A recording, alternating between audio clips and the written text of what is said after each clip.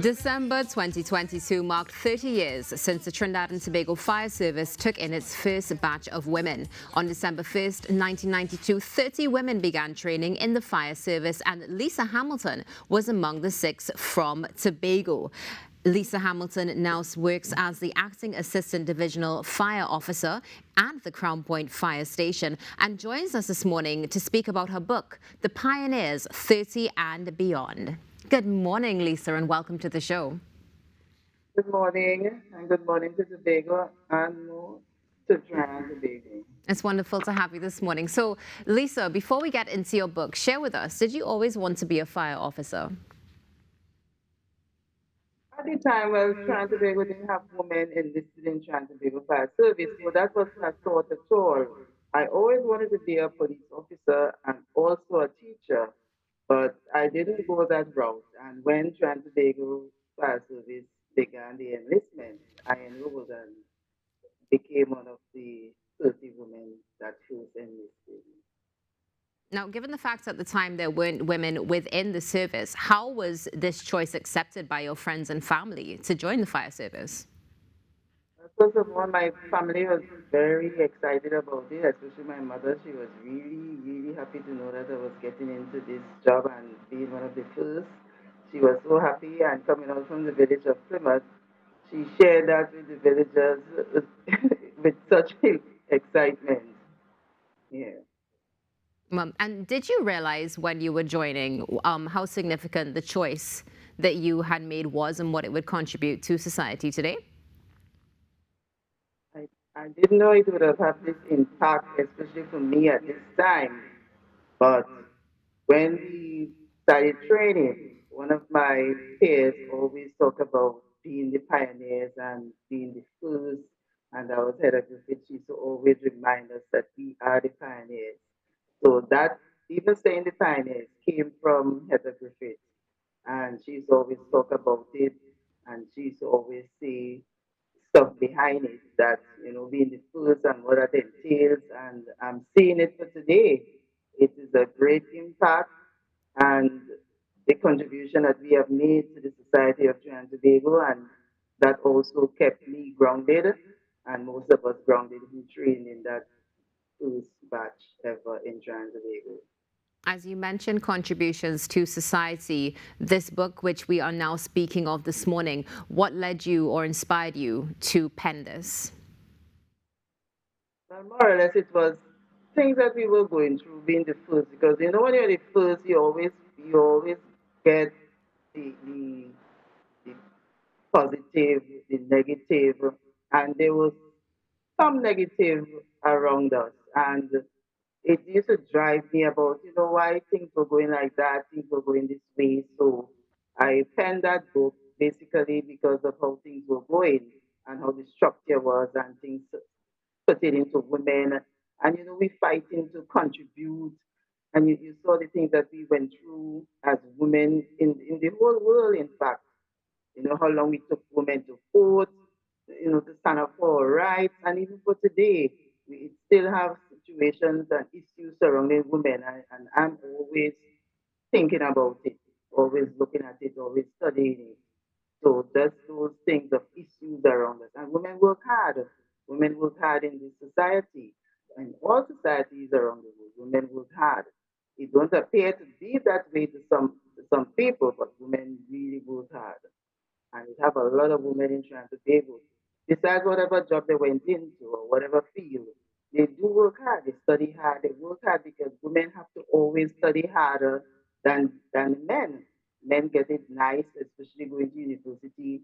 Men always get into degree programs for becoming a doctor, a lawyer, engineer. Men always have it easy. But we women have to fight. And getting into programs and then to fight to be successful at that. Yeah. Definitely. Now, Lisa, you've highlighted some of the things that you would have experienced on your journey. Over the past 30 years, what would you say has changed in this service specifically for women? Getting into other departments to work or sections that has that has since changed, and also the fact that some women are getting the promotions that they deserve. So those things have since changed.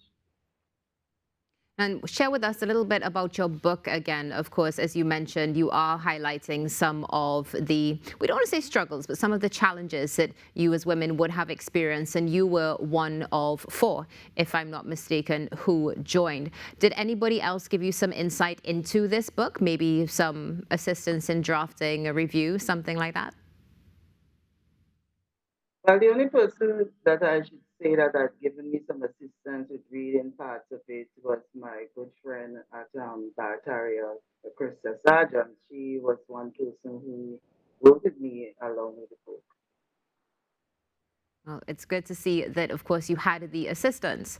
You know, you always need an extra hand to review, of course. Now, where can we get this book? Oh, and I must mention also, because that book came out since 2007, and I also have to say that the then Chief Fire Officer, which was Mr. Leslie Speed, he did some work with going to the ministry with if I could publish and so forth. And they told him at the time that that book coming out in my private capacity, so I can go ahead with my publication. So I did got that input from both as well. Ah, interesting. Thank you so much for sharing that. Lisa, where can we purchase your book? I have copies personally, and also you can purchase on Amazon. Yeah, so I know those two, well, for myself and for Amazon. Wonderful. Well, Lisa, do you have any closing comments for us this morning on the Now Morning Show? What I can say is, well, especially being on the women's side and on women issues, I can say to all the women in Trinidad and Tobago, there is hope.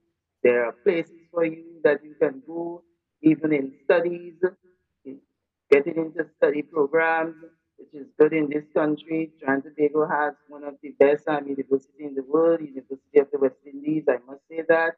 And also other universities and colleges as well. There's Superior Level College, women can get into any program. Sometimes you have to start from bottom to get to the top. I must encourage women in that, and also women who are aspiring to get into the Trinidad and Tobago Fire Service. There are still room for you. Just get into it. Keep yourself fit, active, be mentally strong, emotionally strong, psychologically strong, because there's nothing easy out there. And the good thing about challenges make you stronger and better. And I must say that in my career, I had a lot of ups and downs, but I have more ups than downs. And once you channel and focus your mind, you can do it. Any woman can do it in Trinidad and Tobago. So thank you all for having me here this morning. Insightful and empowering final comments. Thank you so much, Lisa, and thank you for your service to Trinidad and Tobago. I do indeed thank the government of Trinidad and Tobago for having women into the Trinidad and Tobago Fire Service. It was a long road and a difficult one as well, but we are here and we are here to stay. Thank you very much. Yes.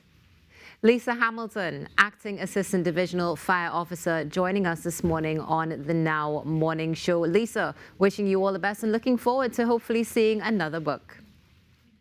Thank you very much, and all the best to you too, 2023. Thank you. Yeah. Lisa Hamilton, one of the first women. Very impressive, I have to say. It's always wonderful to be able to speak to women who have been there from the beginning and seen the transition of our gender. Boom, boom. And Tobago, this is the Now Morning Show. Stay tuned. There's more coming up.